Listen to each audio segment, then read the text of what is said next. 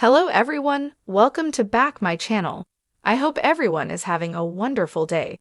Before starting the video, please go ahead and hit the subscribe button. At the Abbott mansion, Claire shows Kyle a puppet that Harrison made in his honor. She wanted to prepare him before the boy shows it to him. Kyle stammers that now that he knows what he's looking at, it might be the most handsome puppet he's ever seen. Kyle chuckles at the strange-looking puppet and jokes that he sees the resemblance. Claire wanted to show it to him first, so his face would light up when Harrison shows him. They talk about him having a fun, messy day out on the patio. Kyle learns he's picked up on the tension between him and Summer. Claire says it's a good thing that he is talking to her about it. She'll stay alert for signs that he's struggling. Kyle hates this, but is grateful he feels he can open up to her about it. Claire knows it's been tough on Kyle too, so she's happy to be a sounding board. Kyle thanks her and says he may be starting to see light at the end of the tunnel. At Jabot, Jack tells Diane, "I'd go with that one." Diane says that was Billy's choice last year. Talk turns to him adding Abbott to the Chancellor name. Jack says his brother is great until he turns into an angry brat. Diane thinks this sounds horribly familiar. Jack sighs. "Kyle, you mean?" His son and his brother have the same chip on their shoulder. He feels he's contributed to their sense of not measuring up. Diane thinks it's on them if they fell short of expectations. Jack notes if Billy had come through on even one thing, he'd be ok with him using the Abbott name. Diane shoots him a look. She has to side with Billy on one point. It's not Jack's place to stop him from using him or Jill from using Abbott on the company.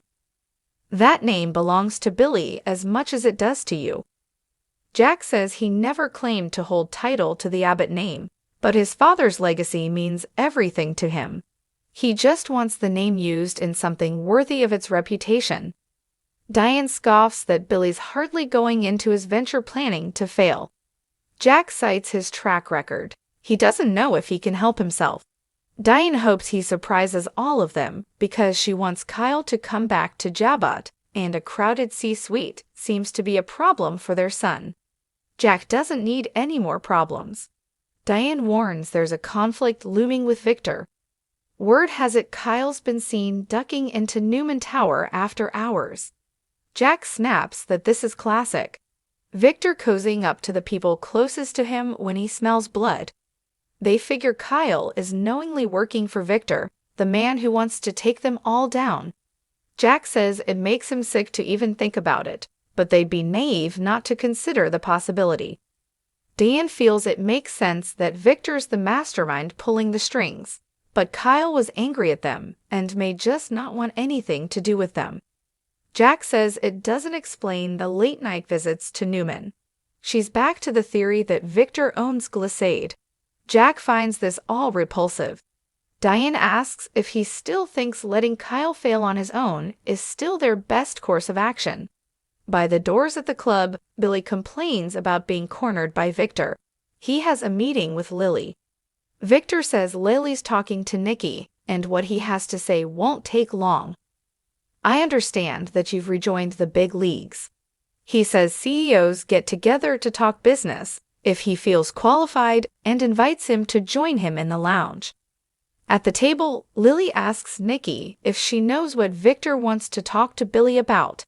Nikki can't explain why Victor does the things he does. Lily is extra sensitive since she and Billy are sharing CEO duties. She likes to be kept in the loop.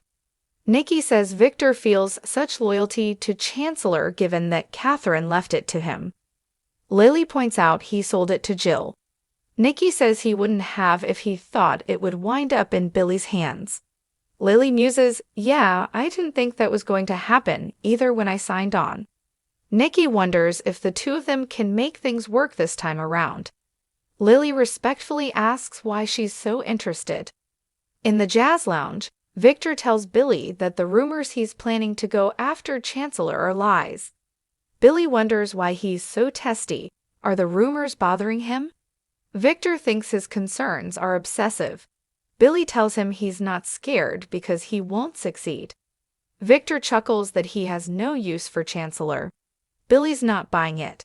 Victor alludes to getting lots of calls from people wondering what's going on at Chancellor. Billy says it's Abbott Chancellor. Victor muses, "Wow, you've no shame, brother. But you're very lucky that Lily saved your ass." Billy doesn't need saving. Victor always wondered why Jill would hand him the reins. Billy says his mother believes he can lift the company to new heights. Victor asks if he's heard the rumors about her.